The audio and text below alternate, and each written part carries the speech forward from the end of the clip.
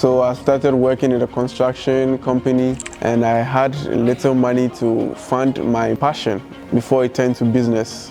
This is Mubarak Tahiru, a livestock farmer raising sheep, cattle, and camel.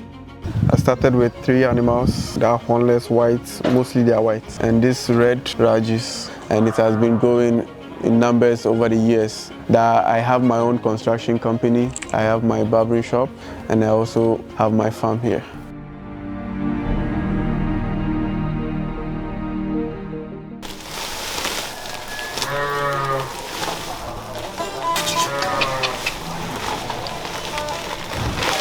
So we buy the cattle young, we fatten them and we sell. Mostly our market comes from these Eid festive seasons, and maybe there's a wedding, outdooring, a party.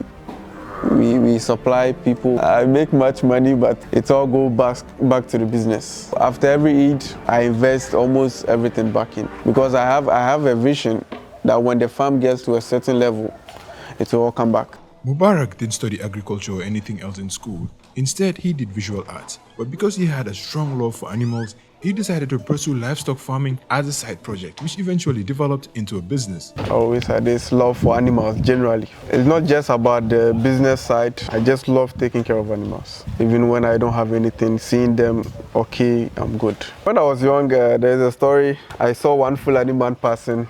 I didn't know where he was going. I just took my shirts, followed him. We walked almost 2 hours, and when I got to where he was going, I didn't know how to come back home. I had to hustle my way. I had to hustle my way to come back home. Hey. This current farm we have here is just the beginning. We are hoping, inshallah, to grow more. We have a plan of opening a butchery and also the dairy side.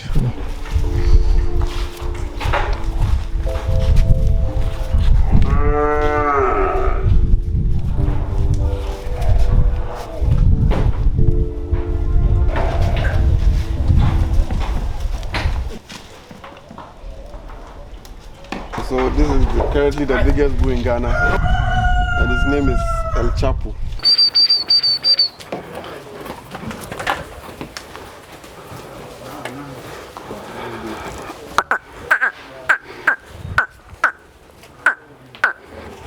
Hey.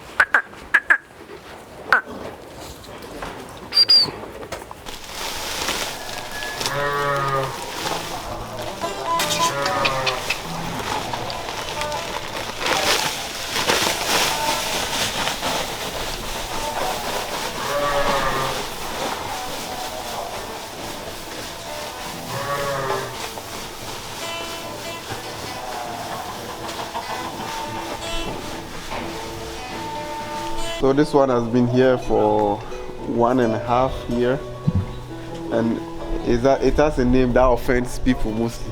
Why does it offend people? Because humans, some are named Tanko. So when they realize it's called Tanko, then they will get angry. Oh. This is also the smallest one here.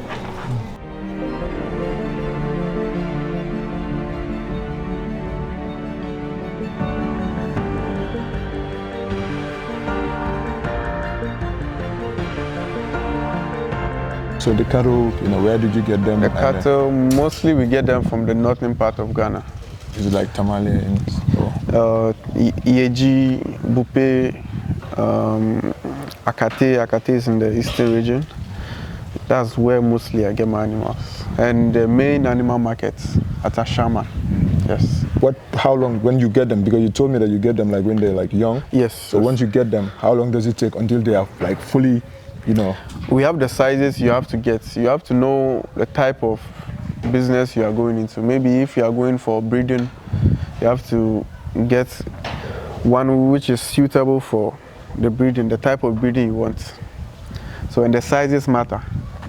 You don't have to get a very smaller one for breeding. You have to get a medium size, which will be good for crossing the females. But for fattening, it depends on how long you want to fatten them. Maybe a year or 2, which will cost a lot. Maybe if you want to fatten for 6 months, you have to get a normal size, which has to be more than 2 years, so that it can be eligible for the Eid.